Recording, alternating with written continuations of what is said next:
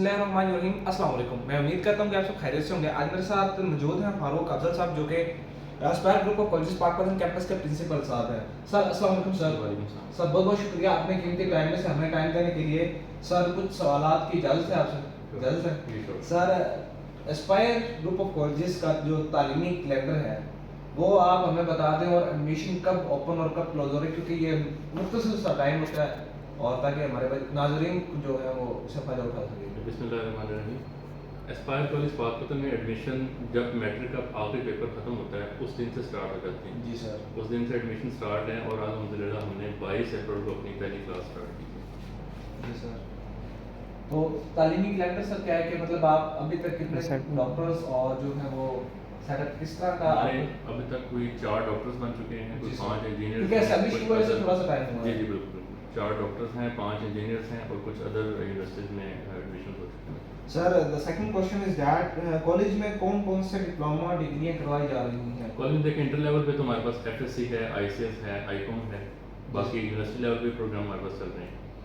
Sir मेरा जो तीसरा क्वेश्चन है वो ये कि फीस का शेड्यूल कैसे मुतय्यन करते लेकिन हैं? फीस जो फैसिलिटीज़ हम दे रहे हैं उसके मुताबिक तो फ़ी बहुत ज़्यादा है, लेकिन हम यहाँ पर स्कॉलरशिप की देते हैं। 2 तरह के हमारे पास स्कॉलरशिप होते हैं, कुछ होते हैं नीड बेस्ड होते हैं, कुछ होते हैं मेरिट बेस्ड। अब जिनके मैट्रिक में 9th में नंबर अच्छे होते हैं, अभी तो हमारे पास 9th का रिजल्ट होता है, उसके बेस पे हम सारा डिसाइड करते हैं। अगर 9th में बच्चे के मार्क्स अच्छे होते हैं, अराउंड 520 प्लस होते हैं, तो उसको हम फ्री स्कॉलरशिप ऑफर कर देते हैं। इसके अलावा कुछ बच्चे होते हैं जो नीडी होते हैं लेकिन मार्क्स थोड़े से उनके कम होते हैं, उनको मेरिट बेस्ड स्कॉलरशिप दे के हम उनको बेटर करते हैं। सर अभी एक जो सेकेंड ईयर के स्टूडेंट्स के लिए ना एक एमडी कैट और ई कैट ये वो वाले जान बन गए, तो मेरे जैसे देखते हैं यार ये मुझसे नहीं होगा, छोड़ देते किसी सादा सी यूनिवर्सिटी में। सर इसकी तैयारी कैसे करवाई जाती है? लेकिन इसकी तैयारी हम साथ साथ ही करवाते हैं।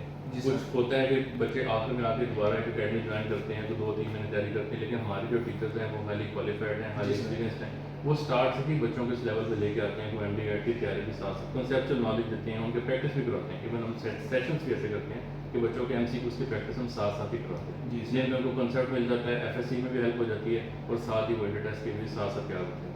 सर यूनिवर्सिटी लेवल पे कौन कौन सी डिग्रियां जो है वो यूनिवर्सिटी लेवल पे हमारे पास है BS English, BS zoology, BS computer science, BS IT, ये सारे प्रोग्राम। सर ये ऐसा तो नहीं है कि मतलब आपके लिए कौन सी यूनिवर्सिटी से फर्स्ट ऑफ ऑल हमारी विधि मुल्तान से भी है, जिसकी फैसलाबाद से भी। सर क्यों इसका जो ड्यूरेशन है वो कितना होता है? ये मतलब 4 इयर्स प्रोग्राम है। 4 इयर्स ये तो नहीं होता कि 4 सेमेस्टर्स के बाद कर दीजिए हमारे पास आप जो है आपकी एफिलिएशन नहीं ऐसा कोई मसला नहीं। हमारे 4 साल पास की प्रॉपर हमारे पास लेटर्स मौजूद हैं, प्रॉपर एप्लीकेशन मौजूद है, प्रॉपर एप्लीकेशन लेके ही हमने इसको स्टार्ट किया हुआ है। जी तो सर। 4 साल की डिग्री है, 4 साल इंशाल्लाह बच्चा बड़े कंफर्टेबल यहाँ कंप्लीट करेगा। सर जो है एस्पायर का टेस्टिंग निज़ाम, क्योंकि ये जो फर्स्ट ईयर सेकंड ईयर इसमें टेस्टिंग निज़ाम बहुत ज़्यादा वो बहुत जब तक आप टेस्टिंग निज़ाम नहीं हो जाएंगे तब तक आपके पास वो कैपेबिलिटी नहीं होती कि आप जाके, और जब टेस्ट देते हैं तो आपके साथ ई-कैट और एमडी कैट की ट्रेनिंग भी हो जाती है। तो इसी तरह से एस्पायर का टेस्टिंग निज़ाम को आप कैसे डिफाइन करेंगे? देखिए जब सेशन स्टार्ट होता है तो भी सिलेबस अभी जैसे हमारा सेशन स्टार्ट है, अभी तो सिलेबस अभी कवरेज के पॉइंट ऑफ व्यू से हम चल रहे हैं, लेकिन पहले स्टार्ट हम करते हैं वीकली से। वीकली टेस्ट बड़ा शॉर्ट होता है, 20 मार्क्स होता है, बच्चे उस लेवल पे आ जाते हैं, सिलेबस भी शॉर्ट कवर होता है और वीकली टेस्ट से हम उसको स्टार्ट कर देते हैं। फिर आहिस्ता आहिस्ता ये मंथली में आता है, फिर फोर्टनाइटली भी आता है, इस तरह कर कर आके उसको आगे ले जाते हैं।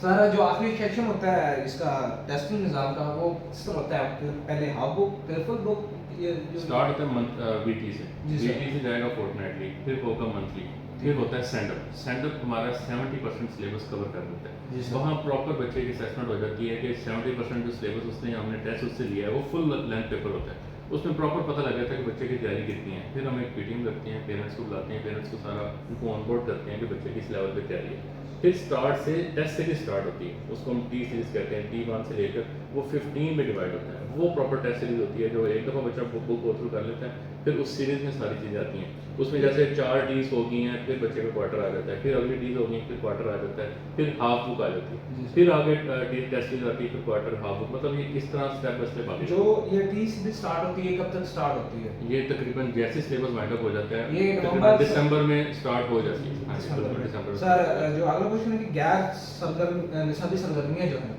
ये किस तरह आपके कितने फंक्शंस होते हैं, कितने टूर होते हैं और ये कितने ड्यूरेशन के होते हैं? क्योंकि देखिए अभी एस्पायर मशहूर है कि ये फंक्शंस बहुत ज़्यादा करवाता है, तो इसीलिए ये मशहूर है फिर। नहीं ऐसा मतलब नहीं है। ऐसा लेकिन- क्या पढ़ाई के क्या लेकिन सेशन किस तरह वो का? एक देखें लोगों का अपना पॉइंट ऑफ व्यू है। हमारा भी यहाँ पर एक डिफरेंशिएट जिसमें कहते हैं ना कि हम बातों से किस तरह होते हैं, हम एक बैलेंस्ड कल्चर में बैठे हैं। जी सर। उसमें होता है कि ना बहुत ज़्यादा सारा साल बस स्टडीज़ होती जा रही है, फंक्शन कोई नहीं, ना सारा साल फंक्शन और स्टडीज़ कोई नहीं, ऐसा नहीं है।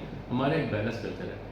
हमने एक पूरा एकेडमिक कैलेंडर बनाया, हमारा एडमिट की तरफ से एक प्रॉपर एकेडमिक कैलेंडर आता है जिसमें प्रॉपर डेट्स मेंशन होती हैं कि हमने किस दिन कौन सा इवेंट करना है, किस दिन कौन सा टेस्ट लेना है, किस दिन हमारी कौन सी हॉलीडेज है। तो ऐसा नहीं है कि बिल्कुल या तो बिल्कुल अंधेवा चली जा रहे हैं या तो सारा फंक्शन हो रहे हैं या पढ़ाई हो रही है, ऐसा नहीं है। बड़ा एक बैलेंस भी है आप- और हर चीज़ उसमें मतलब आप Aspire group of colleges Pakpattan के प्रिंसिपल हैं, और तो फिर एस्पायर सिस्टम को कैसे डिफाइन करेंगे कि ये मतलब आपने इसको क्यों चूज किया? आप कोई और भी तो देखिए एक नया घर आया था और इसने बहुत जल्दी ग्रो किया। जी ठीक है, सर। इसको last year fastest growing brand का अवार्ड भी मिला है। जी सर, तो ये देखें वो गवर्नमेंट हाउस। हाँ जी बिल्कुल, जी वो तो एक हमारी बेटी की पोजीशन थी, उसके जी बारे में सर। आपको बताता हूँ। वो हमारी बेटी की पोजीशन आई थी बोर्ड में, वो गवर्नर हाउस में उसको अवार्ड मिला था।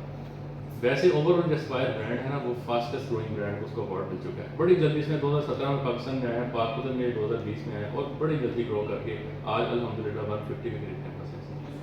सर आखिरी क्वेश्चन मेरा ये है कि तुलबा के नाम के पर, क्योंकि जो प्रिंसिपल होता है वो चाहता है कि मेरे जो स्टूडेंट्स हैं उनके एक खास कोई पैगाम, आपका कोई पैगाम जो ओवरऑल पाकपतन में या फिर वो मातरा के स्टूडेंट्स को कोई आप तो मैं यही पैगाम दूंगा कि देखें सिर्फ तालीम हासिल कर लेना कामयाबी नहीं है। जी तालीम के साथ साथ आपको पता होना चाहिए कि आपने फ्यूचर में करना क्या है। जी ठीक है, सर। पढ़ाई का मकसद होना चाहिए। आगे कल को बच्चे ने यूनिवर्सिटीज में जाना है, कुछ बन के दिखाना है, कुछ एक ड्रीम होता है बंदे का। हम भी हमारी जब नई क्लास स्टार्ट हुई थी, हमने पहले दिन बच्चों से पूछा था आप हमें अपना ड्रीम बताएं। मकसद ये था कि बच्चे पहले दिन से सोचना शुरू कर दें कि हमने क्या करना है। अब पूरे 2 साल बच्चे हमारे पास हैं, उनकी कैरियर काउंसलिंग हम करेंगे, उनसे बार बार पूछेंगे, उनके आइडियाज़ को मज़ीद रिफाइन करेंगे और उनकी हेल्प करेंगे कि वो अपने टारगेट को अचीव कर सकें। सर बहुत बहुत शुक्रिया, बहुत बहुत शुक्रिया, आपने अपनी कीमती टाइम से टाइम दिया। नाज़रीन अपना ख्याल रखिएगा, मुझे दीजिए इजाज़त, अल्लाह हाफ़िज़।